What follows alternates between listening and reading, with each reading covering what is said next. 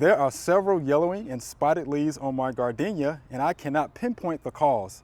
I tried to research this online, but still am not sure what the problem is. And this is Amy from Memphis, Tennessee. So what do we think the problem is with the gardenia? Because there's definitely a lot of spots on those leaves. Yes, I was looking at the spots. You could see that they were kind of brown and bullseye kind of pattern almost. Yeah, you can see rings, the concentric rings, right. Which makes me think maybe that's Rhizoctonia, and usually caused by too much moisture.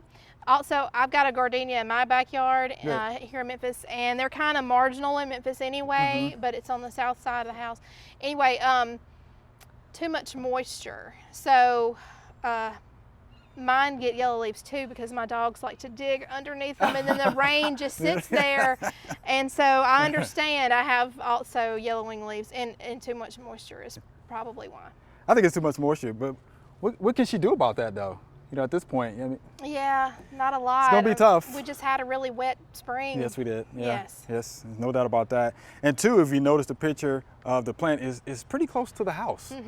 So maybe it's not getting that air circulation it needs to dry those leaves off. So that would be a concern, you know, to me as well. Yeah, if you could move it, maybe it would help. Right. Yeah, if you could move it, of course, make sure it's in a well-drained area, right? Yeah. Kind of plant it up a little bit to get the water off his feet. Okay, off his roots, so to speak. We hope you enjoyed the video. We have hundreds more. To subscribe, just click below.